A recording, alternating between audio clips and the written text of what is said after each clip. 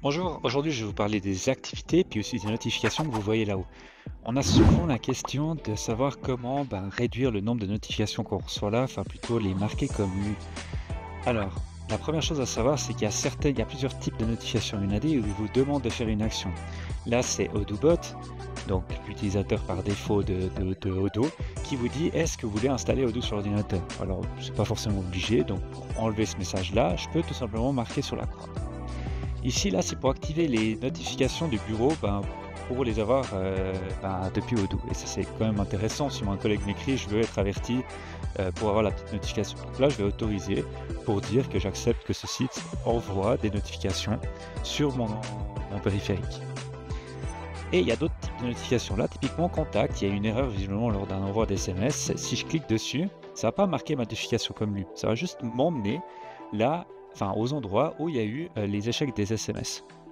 Si je veux par contre les marquer comme lus, j'ai ici ce petit vu pour marquer comme lu. Et ça aura été marqué comme lu.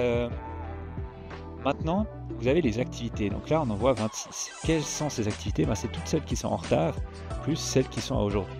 Et c'est selon les applications dont Odoo.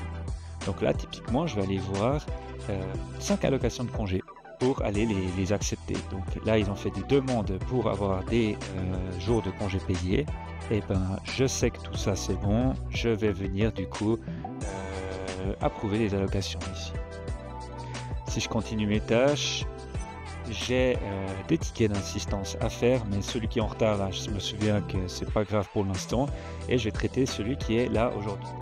Je peux aller dessus, je vois mon activité justement que je dois faire, je vois que c'est pas très important, que c'est un collègue qui m'a transmis ça potentiellement, et que je dois attendre sur un autre collègue, donc je la repousse, je l'enregistre, et mon activité est automatiquement mise pour dans le futur. Ici on voit. Maintenant, vous avez un petit peu compris l'idée. Toutes ces activités-là, on peut les gérer. On peut aussi en attribuer des activités. Donc ici, justement, je disais qu'il y a un de mes collègues qui doit faire quelque chose. Il faut savoir que l'ensemble de ces types d'activités peuvent être configurés complètement. Donc si vous voulez que par défaut, quand vous mettez appeler, ça soit quelqu'un d'autre, et qu'il y ait un texte par défaut, que ça soit écrit directement un texte, ici aussi dans les notes, c'est des choses qui sont possibles avec une date d'échéance. C'est tout à fait possible de faire ça, là je le planifie et mon collègue sait qu'il doit venir appeler.